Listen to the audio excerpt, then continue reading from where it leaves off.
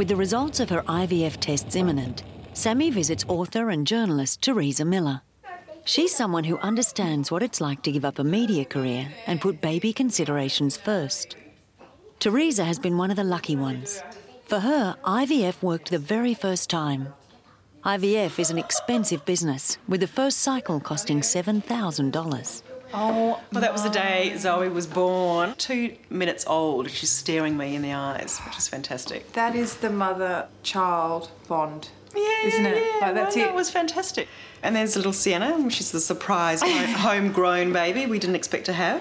So Zoe was IVF, Yeah, and Sienna was... That happens a lot, doesn't it? You have a natural... Well, anecdotally, you do hear about it, but I'm sure that most IVF doctors would probably roll their eyes if you told them that that was likely to happen. Do you think a lot of women settle? Do you think a lot of women clue on a bit earlier, the whole motherhood thing, and then they just grab the first guy that comes along as soon as they hit sort of 30, get pregnant, and that's why the divorce rate is so high? For lots of people, it happens organically. You know, you meet someone, you fall in love, and then as a result, you want to have a family together. You know, the pill's only been around since the 60s. Before that, you had sex, you had kids, that was it. There was no choice. My mum had me very early, and so she gave me the lesson not to make the same mistake as her. But I do think that the next generation, hopefully my daughter's generation, will find a compromise between 19, which my mother was when she had me, and 38, which is what I was when I first had Zoe.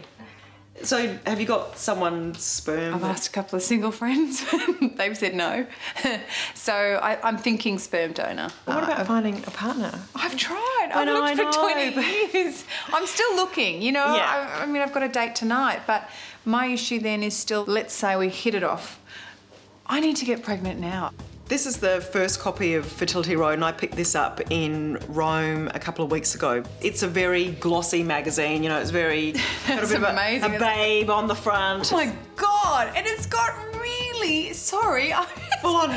Yeah, well, that's right, diagrams. It is big business, and it's probably not as commercial here in Australia. Have your treatment and holiday on a tropical island. Why pay more in Europe when you can have the same expertise and technology, including a 10-day holiday in a tropical paradise? Really? As an Indian it's a fertility doctor. clinic in Mauritius. Well, when you probably... read your books and you read about the stress and the emotional toll it takes on people, maybe sitting there on a beach in between your treatments is the best thing you can do.